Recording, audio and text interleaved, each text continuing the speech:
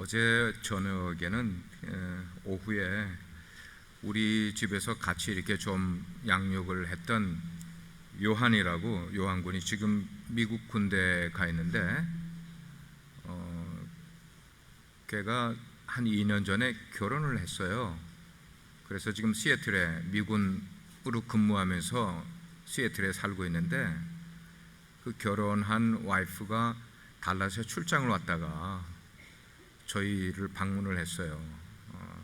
자기 신랑 키워줘서 고맙다고.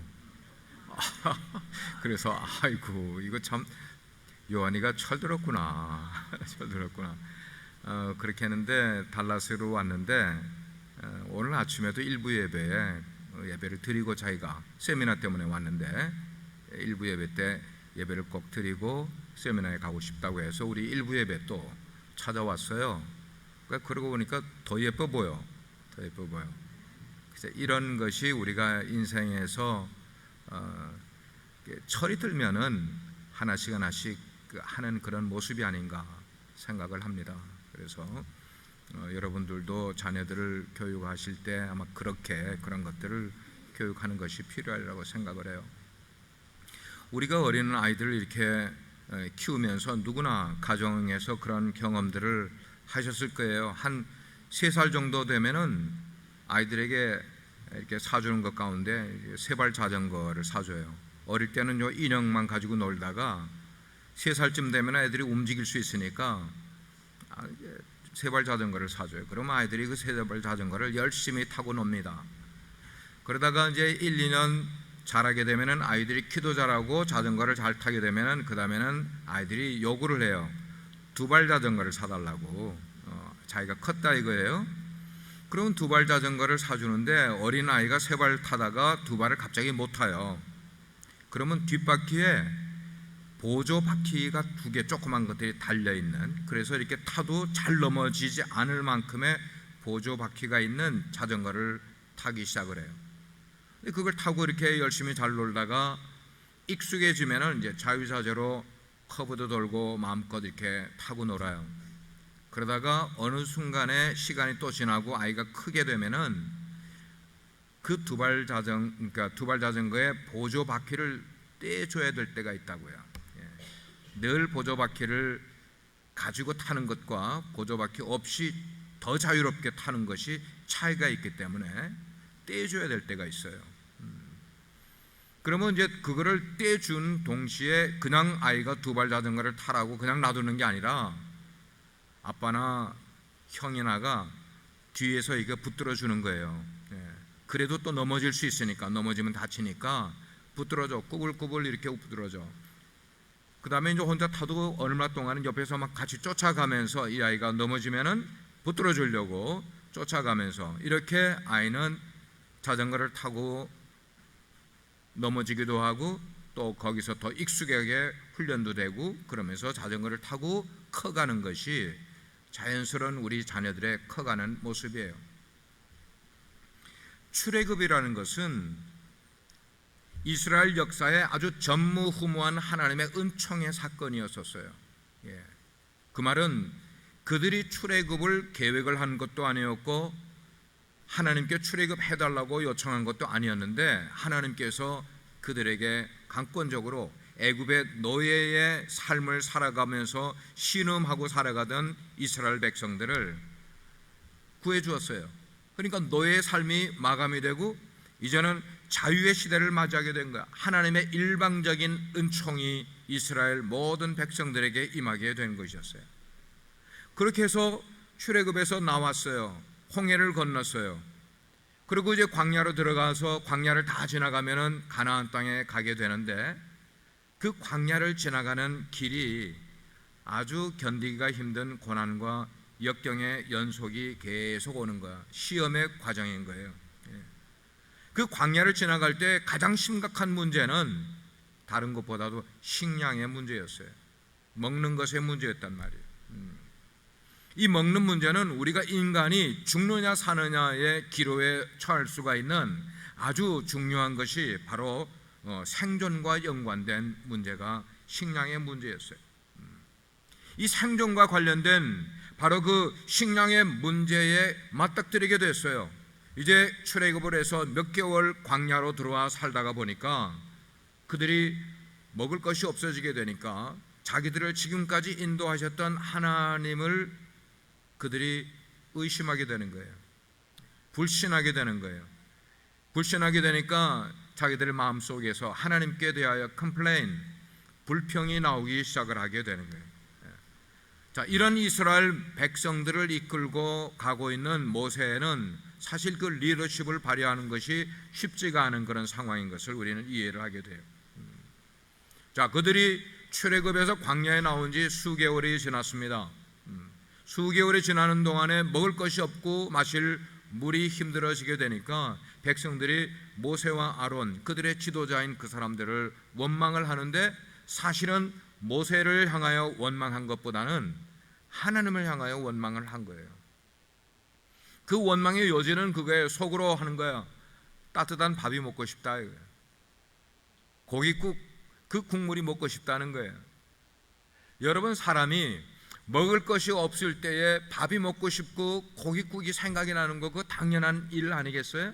당연히 여러분들 가운데 배고픔의 어려움을 어쩔 수 없이 겪어본 사람들은 그것이 어떤 의미인지를 이해하실 거예요. 미국에 이민 온 분들 가운데서도 요즘 근래에 이민 오신 분들은 그런 일 겪을 일이 거의 없어요. 그러나 고국을 떠나서 30년, 40년, 어쩌면 그 이전에 이민 오신 분들은 미국에 살면서 먹는 것이 굉장히 문제였던 것들을 경험한 분들이에요. 먹는 것이 이게 쉽지가 않은 일이라는 것을 그들은 다 경험을 했어요. 오늘 우리가 읽은 본문을 보면은 지금 하나님의 계획은 뭐냐? 지금 이스라엘 백성들이 그들에게 늘 보조로 있었던 보조 바퀴를 떼낼 때가 됐다고 하나님이 생각을 하시고 그들을 광야로 밀어넣으시면서 보조 바퀴를 떼려고 하시는 그런 상황이었어요.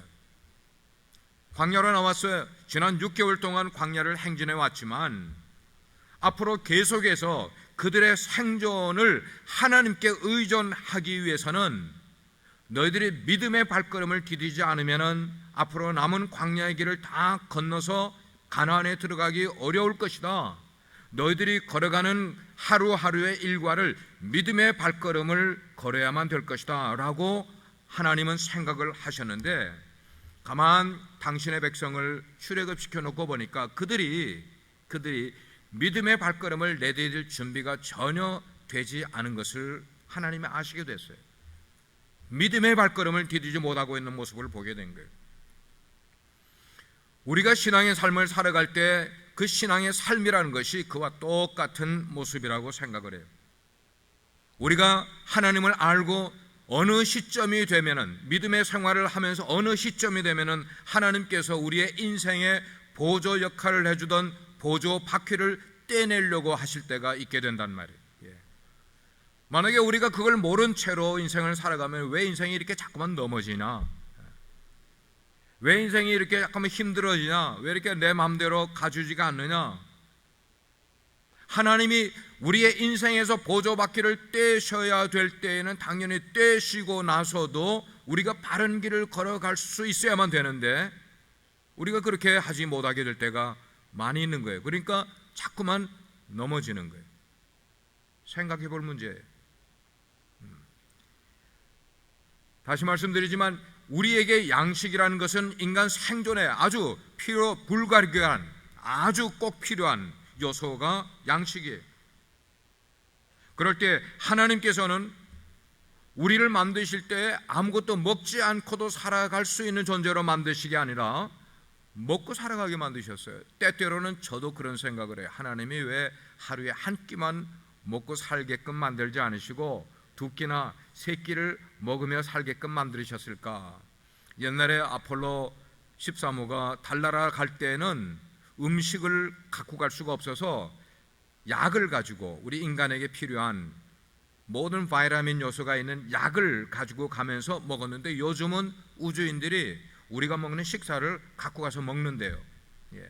그만큼 과학이 발전했어요.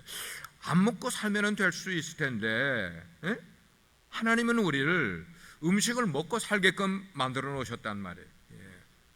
그러니까 우리가 살아가면서 양식과 고기를 위해서 일도 해야 되고 직장 생활도 해야 되고 사업도 해야 되고, 이게 다 뭐냐면 양식, 음식을 먹고 고기를 먹게 하기 위해서 우리가 그런 일들을 하고 있는 것이죠. 그런데요, 이 먹는 일이라는 것은 육신의 일만을 위한 것이 아니라 우리의 먹는 것이 영적인 일에도 관계가 있는 것임을 우리는 알아야 되는 겁니다.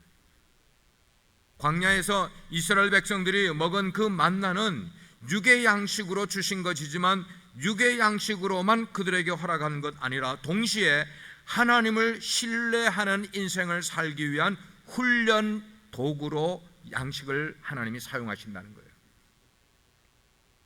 그들이 광야를 살아가면서 양식이 없을 때에 그 양식을 공급해 주심으로 하나님을 더 신뢰하는 삶을 살아가게끔 훈련할 수 있는 도구로 그 양식을 하나님이 사용하시게 된다는 거예요.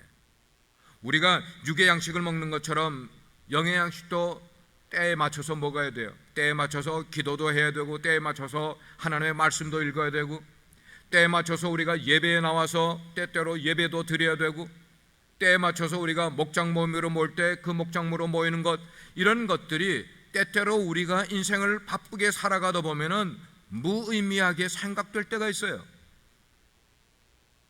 주일날 한번 예배 드리는 것이 내 삶에 뭐가 커다랗게 의미가 되는지 의미를 찾지 못할 때가 있다고요. 무덤덤하게 왔다가 무덤덤하게 돌아갈 때가 있어요. 어떤 분 가운데는 목장 모임, 그거 무슨 의미로 목장 모임을 갖는지 모르겠다고 의미를 모르는 분들도 계실 때가 있어요. 근데 여러분, 우리가 인생을 살아갈 때 성실하게 하루하루, 그리고 한 걸음 한 걸음 그렇게 성실하게 내 발걸음을 내디디고, 그리고 매일마다 영적인 양식을 내가 공급을 하고, 그리고 영적인 훈련을 하면서 꾸준히 반복하게 될 때 우리의 인생이 그냥 있는 것 아니에요. 우리 인생이 나아지는 거예요. 나도 모르게 보이지 않는 인격이 나아지게 되고, 나의 성품이 나아지게 되고, 나의 말씨가 생각하는 것이, 가치관이 점점 나아지면 나아지지 절대로 그냥 그 자리에 있지 않게 된다는 거예요. 여러분, 콩나물에 물을 줘서 콩나물을 키워보신 분들 보면은 물을 꽉 부어주면은 콩나물 시루에 밑에 구멍이 있어서 물이 쫙 다 빠져. 물이 다 빠지는데 웬걸 일주일이 지나면 콩나물이 자란단 말이에요. 똑같은 이치예요. 여러분들이 예배에 나왔다 가고 하는 건 이게 무슨 의미가 있느냐, 내가 일주일에 이걸 꼭 이렇게 해야 되느냐라고 생각하는 분들 계시면은 콩나물 시루를 생각해 보세요. 우리의 영이 보이지 않는 가운데 자라는 거예요. 만약에 콩나물 시루에다가 콩을 넣어놓고 거기다가 물을 줘보지 않아 보세요. 자라는가? 절대로 안 자라요. 물은 다 빠지는 것 같은데 콩나물은 자란단 말이에요. 이스라엘이 양식 때문에 하나님을 원망하게 되자 하나님께서 그러시는 거예요. 그래, 너희가 지금 먹을 게 없고 고기 맛을 본 지가 오래니까 그런 불평을 하는구나. 내가 그럼 너희들에게 필요한 거를, 너희들이 원하는 걸 줄게. 그래서 하나님께서 양식과 고기를 주기로 하셨어요. 그런데 그렇게 주는 그 이유가 뭐냐면 너희들로 하여금 내가 너희들의 하나님인 것을 알게 하겠다. 너희들이 구할 때 너희들이 없는 것, 광야에서 얻을 수 없고 구할 수가 없는 것을 내가 너희들에게 공급해 주므로 내가 너희들이 믿는, 너희들이 신뢰하는, 그리고 너희들을 공급해 주는 하나님인 것을 너희로 하여금 알게 해주겠다, 그렇게 말씀을 하셨어요. 그때부터 그들은 애굽에서도 먹어보지 못하고 광야 6개월 동안 한 번도 먹어보지 못하던 하늘 양식을 그때부터 먹기 시작을 하는 거. 어떻게 해요? 아침 저녁으로 하나님이 때에 맞춰서 주시는 양식을 먹게 되는 거예요. 저녁에는 그들이 진을 친 그 텐트 주변에 메추라기들이 부르륵 날아오더니 진에 막 떨어지는 거야. 근데 그 메추라기는 홍해를 건너서 이동을 하는 철새들이에요. 메추라기는 여러분들이 보셔서 알겠지만 몸집은 똥똥하고 큰데 날개는 조그매, 많이 날지 못하는 새 종류예요. 근데 이게 홍해 바다를 쭉 건너서 시나이 반도인 그 육지까지 이렇게 날아오게 되면 온 몸의 기운이 다 빠질 때쯤 되는 거예요. 그럴 때 바란 광야, 신광야에 이것들이 날아오다가 이제는 육지가 보이니까 거기에 육지에 내리게 될 때쯤에는 이미 온몸에 기진맥진하니까 마치 뭐처럼요, 그냥 널브러지는 것처럼 퍽퍽 와서 꼬라박는 그런 모습으로 메추라기들이 막 오는 거야. 그러니까 그게 아주 재빠른 제비 같으면은 이스라엘 백성들이 나가서 그걸 어떻게 잡아오겠어요? 근데 이미 기진맥진한 메추라기들을 하나님이 그들에게 옮겨 놓으시니까 이게 막 떨어져, 널브러져. 그러니까 진에 덮인다, 그렇게 표현을 했어요. 진에 덮이듯이 떨어지게 되니까 그냥 나가서 기운 빠진 메추라기들을 주워와서 구워 먹고 삶아 먹고 맛있게 먹은 거예요. 고기 맛을 보니까 얼마나 배가 부르면서 하나님께 감사한지 몰라. 그리고 아침이 되면은 그 진 주위로 나가보면은, 텐트를 열고 나가보면은 거기에 간밤에 마치 이슬이 내린 것처럼 그 이슬이 아침에 햇살이 돌면은 이슬이 사라지는데 사라지지 않고 그 이슬에 뜨는 그것들이 이슬처럼 생긴 것들이 방울방울 맞히는데 조그맣기도 하고 동그란 것 같기도 하고 서리가 있는 것 같기도 하고 이런 것들이 거기 쫙 깔려 있으니까 어디에? 그들 진 주위에만, 다른 광야에는 없고 하나님이 내려주신 거예요. 그러니까 그들이 소쿠리 바구니를 가지고 나가서 그거를 긁어 가지고 와서 그들 가운데 어떤 사람은 그걸 절구에다 놓고 빻아서 가루를 만들어서 먹기도 하고, 어떤 사람들은 그거를 가마솥에다 놓고 푹푹 삶아서 먹기도 하고, 이렇게 먹는 거. 그래서 그거를 만나라고 일컫게 됐어요. 만나. 하늘 양식. 제가 처음에 북쪽 나라에 갔을 때 우리가 그들을 이제 굶는 사람에게 빵을 먹여주는데 그 빵 공장을 만드는데 이름이 뭐냐면 아가페 만나예요. 아가페 만나. 아가페는 하나님의 사랑이고 만나는 하늘 양식이잖아요. 그러니까 우리 그 단체 이름이 아가페 만나야. 그러면 거기에 지도원들이 물어요. 만나가 뭡니까? 라고 물어봐요. 그럼 만나는 저희들은 대답하기를 하늘 양식이에요. 그러면 그 사람들이 껄껄, 그 지도원들이 껄껄 웃으면서 하늘 양식이라는 게 뭐예요? 우리가 하나님께 구하면은 하나님이 주시는 양식이에요. 그게 만나예요. 그래서 어린 아이들에게, 초등학교 다니는 어린아이, 유치원 다니는 어린 아이들에게 하루에 빵을 7,000개씩 만들어서 그 도시에 있는 아이들에게 빵을 먹였어요. 우리 성도들이 거기에 헌금을 하고 해서 거기서 빵을 그렇게 아이들에게 먹였어요. 만나라는 것은 하늘 양식이라는 거예요. 이 만나를 광야 40년을 지나는 동안 끊임없이 메추라기는 오랫동안 먹이지 않으셨어요. 메추라기는 홍해바다 그 근처에 있는 신, 그리고 바람 광야, 그 광야에서만 한 1, 2개월 정도 고기 맛을 보게 만들고 나머지는 계속 40년 동안 만나를 먹으면서 그들이 지내게 됐어요. 이슬처럼 비처럼 그들 주변에 내려오는 하나님의 양식. 참 그들은 40년 동안 신기한 하늘 양식을 먹으면서 가나안을 향하여 걸어가게 되었던 거예요.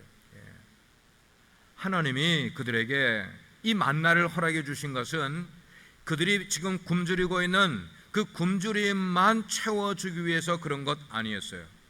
그보다는 뭐냐면 이스라엘을 먹이는 분이 하나님이시라는 것을 그들로 하여금 깨달아 알게 하기 위해서, 이스라엘 너희 하나님의 택한 백성들을 먹이시는 분이 하나님이시라는 것을 그들로 하여금 깨닫게 해주기 위해서 그들을 먹여주신 것이에요.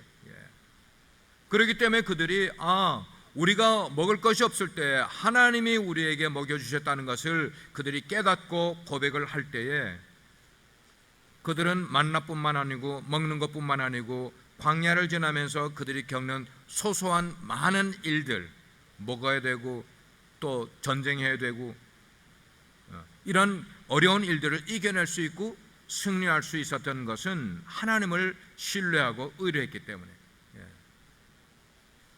여러분, 우리의 삶에서 하나님이 주시는 여러 가지 은혜를 우리는 경험하며 살아가고 있어요. 여러분들이 속으로 신앙생활 하면서 어떤 분은 정말 날마다 하나님의 은혜를 경험하며 산다고 이야기한 분도 있을 거고, 어떤 분은 그 잘 모르겠어, 내가 하나님의 은혜 가운데 살아가고 하나님이 나에게 은혜 베풀어 주시는 것을 잘 모르겠어 라면서 여전히 교회를 나오시는 분들도 있을 거예요. 근데 하나님의 은혜가 내 삶 가운데 늘 매일매일 그렇게 임한다는 것을 우리가 깨닫고 그것을 고백할 줄 알아야 돼. 우리가 그걸 고백하게 되면은 하나님께서 나의 보호자 되시고, 하나님께서 나의 공급자가 되어주시고, 하나님께서 나의 필요한 것들을 채워주시는 분이시라는 것을 고백하는 삶, 그런 고백하는 삶을 살 때에 우리 삶 속에 사소한 많은 일들을 하나님은 여전히 우리에게 허락해 주시고 해결해 주시고 치유해 주시고 역사해 주시는 줄 믿으시길 바랍니다. 자, 그런데 하나님은 그 하늘 양식을 주시면서 이스라엘 백성들에게 그냥 였다 먹으라 이렇게 주신 게 아니에요. 우리의 삶에서 하나님이 은혜를 베풀어 주실 때 은혜 받아라, 축복 받아라, 그냥 받으면 땡 하고 끝나는 것 아닌 거예요. 하나님이 우리에게 은혜를 주실 때, 복을 주실 때에는 그 복과 은혜를 누리는 방법을 하나님이 우리에게 주세요. 그냥 주시는 것 아니란 말이에요. 하나님이 이스라엘 백성들에게 만나를 주시면서 그들에게 당부하셨어요. 뭐라고 당부하셨는가? 너희 각 사람은 먹을 만큼만 이것을 거두라. 먹을 만큼만 거두라. 곧 너희의 수효대로, 숫자대로 한 사람에게 한 오멜, 말하면 한 2리터, 여러분들이 드링크를 사시면 2리터 드링크가 있잖아요. 2리터 정도, 그거를 하루에 주시는 거예요. 이 말은 뭐냐면 하루 먹을 양식을 하나님이 주신다는 말씀이에요. 하루 먹을 양식이에요. 그래서 처음 백성들이 모세의 얘기를 듣고 아침에 나가서 그걸 거두러 간 거야. 백성들이 일어나서 어떤 사람은 생각지도 못하고, 말은 들었어도 생각지도 못하고 나가지 않았던 사람들도 있겠죠. 근데 나갔던 사람들이 오메 이게 뭐야? 나가보니까 이상한 것들이 진주위에 쭉 널려 있는 거예요. 그래서 모세가 일러준 얘기를 기억을 하고는 소쿠리에다가 주워 담기 시작을 하는 거예요. 어떤 사람은 조금 더 담았겠죠. 어떤 사람은 조금 적게 담았겠죠. 그런데 많이 담은 사람이든지 적게 담은 사람이든지 남지도 않고 부족하지도 않게 각자가 필요한 만큼 그렇게 담아서 먹게 되었다고 성경은 그렇게 이야기를 하고 있어요. 16절에. 하나님은 공평하신 분이에요. 하나님은 우리에게 허락하실 때 뭐 조금 더 많이 가지는 사람도 있고 조금 덜 가지는 사람도 있겠지만 하나님은 공평하신 분이야. 넘치지도 않고 모자라지도 않게 우리에게 필요한 만큼의 양식을 공급해 주시는, 필요한 만큼의 은혜를 허락해 주시는 하나님. 그래서 잠언 30장 8절 말씀에 보면은 아굴이 부른 찬송이 있는데, 시가 있는데 그렇게 있어요.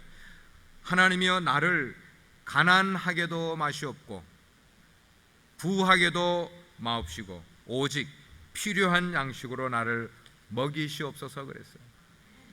이게 참 신앙인의 고백이고 신앙인의 간증이 그렇게 지금 나오고 있는 거예요.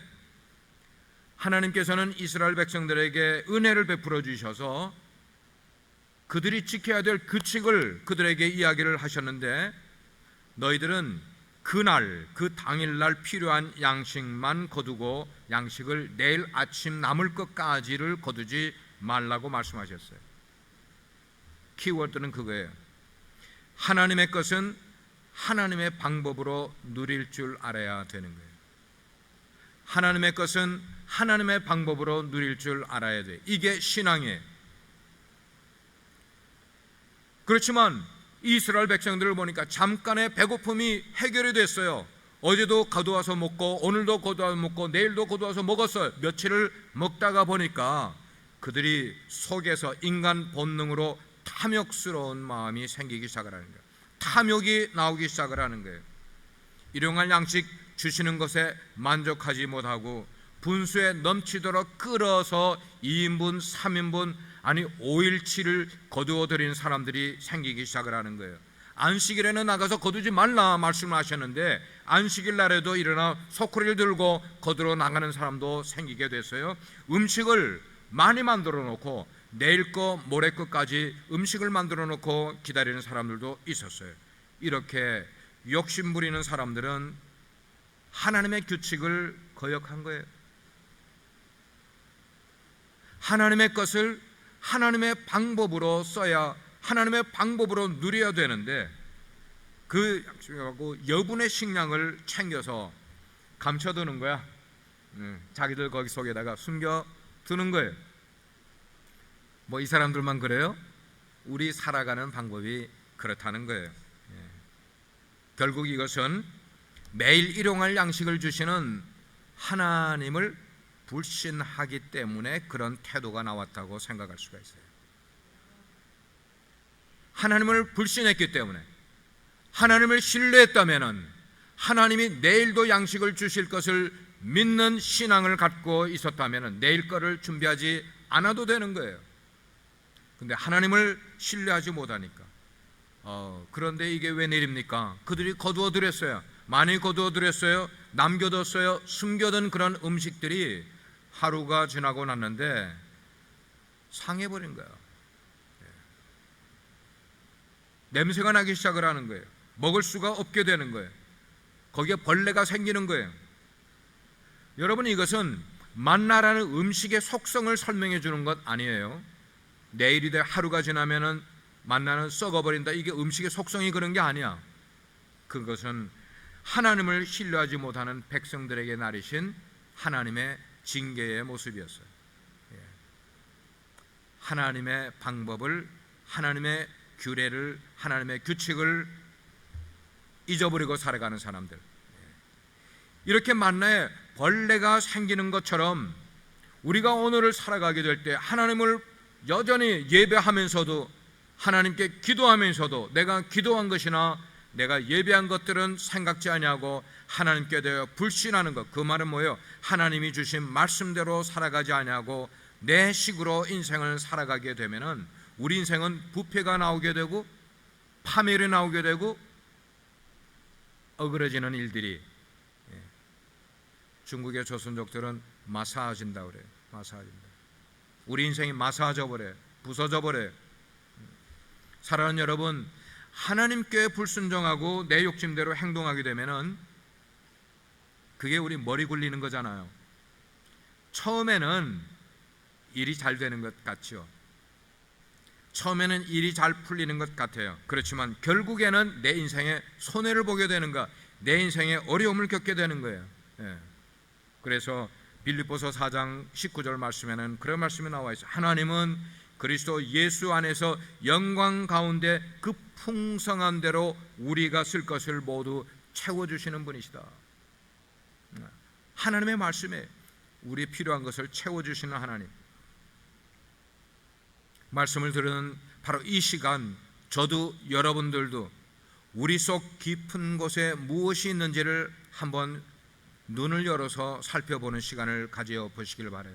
만약에 이 시간이 설교 시간이 아니고 제자훈련 시간이라면 저는 여러분에게 3분의 시간을 드리겠어요. 여러분 내면 속에 꿈틀거리고 있는 게 무엇인지를 발견하라고 여러분께 시간을 드리고 싶어요. 여러분 속에 있는 깊은 곳에 숨겨둔 여러분의 욕망이 무엇인지를 찾아내라고 여러분께 시간을 드리고 싶어요. 우리 속에 보니까 욕심이 있어요. greedy. 우리가 인생을 살면서 하나님이 내 인생에 허락해 주신 것, 그것에 만족하고 감사하고 기쁨으로 여기는 삶을 살아가는 것 아니라 우리 속에 자꾸만 더하는 욕심이 우리 가운데 있는 거예요. 이 욕심, 이것, 하나님께 불순종하고 욕심 부리는 이것이 성경은 근본적으로 죄라고 이야기를 하고 있어요.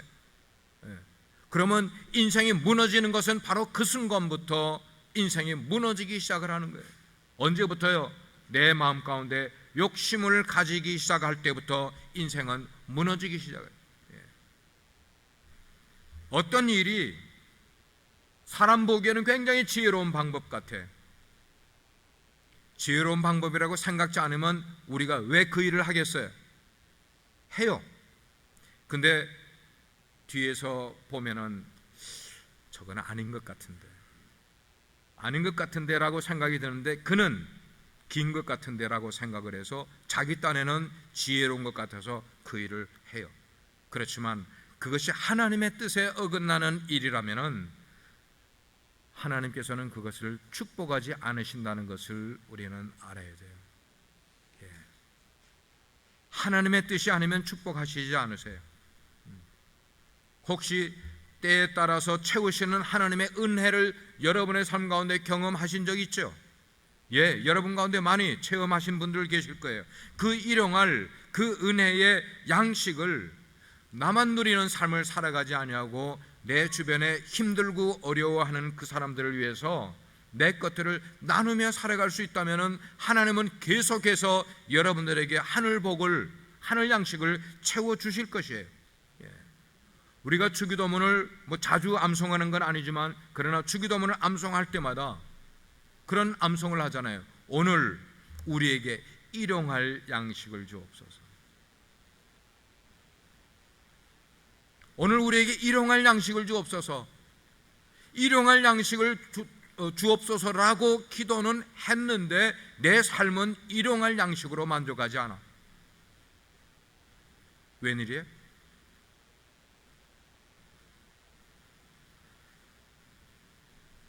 하나님이 주시는 육의 양식과 영의 양식을 먹으면서 인생을 살아가게 될 때 내가 생각하는 것보다 훨씬 더 평탄하고 아름답고 행복한 삶을 우리는 충분히 누리며 살아갈 수 있는데 우리는 그것까지는 생각지 못하고 내 눈앞에 보이는 내 계획과 나의 판단으로 인생을 살아가려고 하다가 인생의 어려움을 겪는 경우가 많이 있는 것을 보게 돼요. 예수님이 요한복음 6장에서 그런 말씀을 하셨어요. 나는 생명의 떡이다. I am the bread of life. 나는 생명의 떡이다. 그러므로 내게 오는 자는 결코 줄이지 아니할 거라고 말씀하신 거예요. 내게 오는 자는 결코, 나를 믿는 자는 영원히 목이 마르지 아니할 것이다. 여기 목마르다는 것은 우리 인생의 욕심과 관계된 거예요. 인생의 욕심을 많이 가진 사람은 계속 목마를 거예요. 계속 목마름을 찾을 거예요. 이렇게 생명의 떡이신 예수님을 만나면 우리의 육에 필요한 양식도 얻지만 영에 필요한 양식까지 얻게 되므로 허기도 채워가고 굶주림도 채워가고 thirsty한 것도 채워갈 수 있는, 하나님은 우리에게 육의 것만 허락하시고 영의 것을 허락하지 않는 분야, 이 두 가지를 다 일용할 양식을 우리에게 주심으로 언제 주셔요? 합당한 때에 주셔요. 합당한 방법으로 주신다고요. 우리에게 합당한 것을 하나님께서 제공하여 주시는 줄 믿으시기를 바랍니다. 믿음이 필요해요. 믿음이 필요해요. 그러므로 우리는 지금까지 내게 베풀어 주신 하나님의 일용할 양식이 무엇인지를 생각해 볼 필요가 있어요. 하나님이 언제 우리를 굶게 하셨는가를 기억해 보시길 바라요. 아니요, 채워주셨어요. 채워주셨어요. 힘든 때도 있었지만, 굶을 지경에 이른 때도 있었지만, 아니 굶지 않게 만들어 주시고 우리에게 먹을 걸 채워주시는 하나님이셨어요. 우리 가운데 감사하는 마음을 가져야죠. 자, 하나님께서 이스라엘 백성들에게 보조바퀴를 떼내기 위해서 이스라엘 백성을 광야에다가 세우셨어요. 이제 너희들을 한번 테스트해보자. 너희가 보조바퀴 없이도 갈 수 있는지를 하나님이 테스트하는 거예요. 광야라는 곳은 물도 없어요. 양식도 없는 곳이에요. 그렇기 때문에 자신들의 힘으로는 먹을 것을 셀프 서포트 할 수 있는 아무런 방법도 관점도 없는 그 광야에다가 이스라엘 백성들을 딱 세우셨어요. 광야라는 단어는 묘해요. 광야는 땅에서 무언가를 취할 수 있는 게 없는 곳이에요. 광야는 오직 하늘에서 내려오는 것만 가지고 살아갈 수 있는 곳, 그래서 하늘만 바라보며 우리의 필요한 것을 구할 수밖에 없는 곳, 그곳이 바로 광야라는 것이에요. 그곳은 믿음으로밖에 걸어갈 수 없는 것이야. 믿음이 없이는 걸어갈 수 없는 것이 광야예요. 성경은 우리에게 우리의 인생이 광야와 같다고 말씀을 하고 있어요. 이스라엘이 해야 할 일은 온전히 하나님을 신뢰하는 거야. 우리에게 다른 방법이 없어. 이 광야를 가면서 먹을 것이 없을 때 우리 스스로 해결할 길이 없어. 우리는 하나님만 신뢰해야 돼. 이걸 지금 훈련시키는 거예요, 이스라엘 백성들.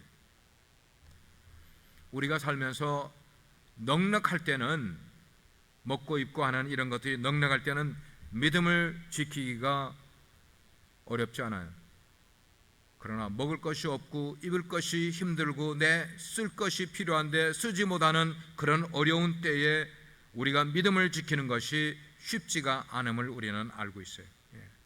그렇지만 하나님께서는 우리가 어느 때에 어느 상황이든지 어떤 경우이든지 어떤 환경이든지 너희들이 나를 신뢰함으로 믿음으로만 걸어가라. 믿음으로만 걸어가면 너에게 필요한 것이 채워질 것을 너희들이 경험하기를 원한다. 하나님이 우리의 인생 속에서 우리가 그런 것을 경험하기를 원하세요. 믿음으로 살아가기를 원하시는 거예요. 오늘 말씀을 종합을 합니다. 광야의 생활이, 그들이 출애굽할 때는 막 신나게 서고치고 북치고 난리법석을 하면서 출애굽을 딱 했는데 홍해바다를 건너고 광야를 지나서 얼마 동안 가보니까 웬걸 광야 생활은 자기들이 생각한 것보다 무척 힘이 든 것을 발견했어요. 우리가 이민 오게 될 때, 이민 오면은 아메리칸 드림, 미국 가면은 다 좋은 것들이 우리를 기다리고 우리를 웰컴하고 있는 줄 알았는데 와서 몇 개월 살아보고 몇 년 살아보니까 이민 생활이 결코 쉽지 않은 길임을 이제야 아는 거예요. 때는 늦었어요? 돌아가고 싶어요? 저희가 이민 나올 때만 해도 이민 생활이 한국에서 사는 것보다는 희망적이었었어요. 저희가 나올 때만 해도. 근데 90년대에 들어가면서 역이민이 시작이 되더니 21세기에 들어와서는 점점 역이민자의 숫자가 많아지고 있어요.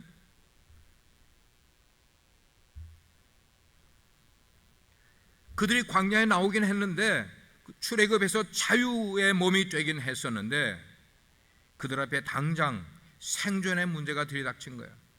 먹고 살아야 되는 그런 문제가 그들 앞에, 누가 뭘 할 것도 없이 그들은 떠나온 애굽 생활을 그리워하기 시작을 하는 거예요. 그건 뭔가 하면 과거가 좋았다 이거. 그러면서 현재를 불평하기 시작을 하는 거예요.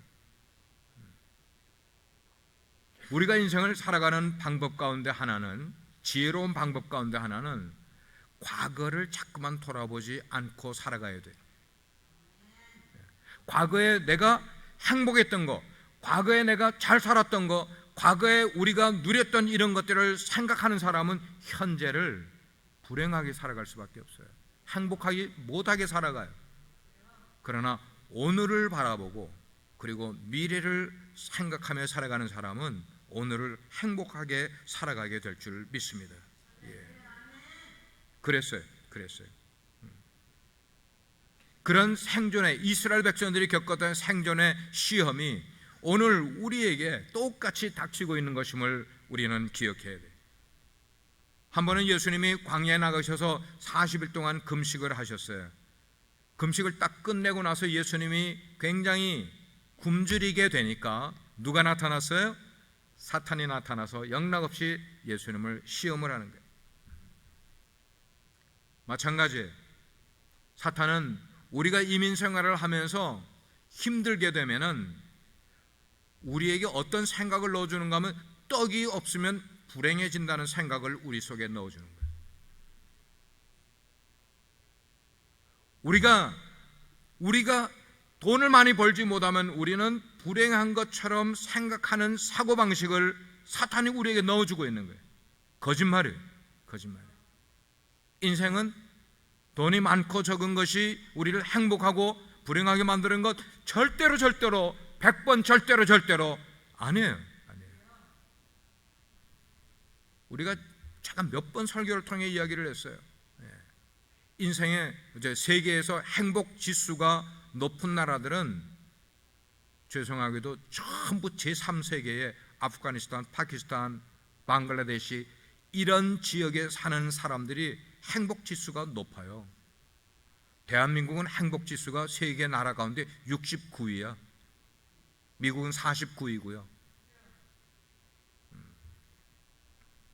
우리의 관점이 어떻게 살아가느냐에 따라 내 마음속에 이미 행복을 가지고 살아갈 수가 있는 것임을 믿으시길 바랍니다.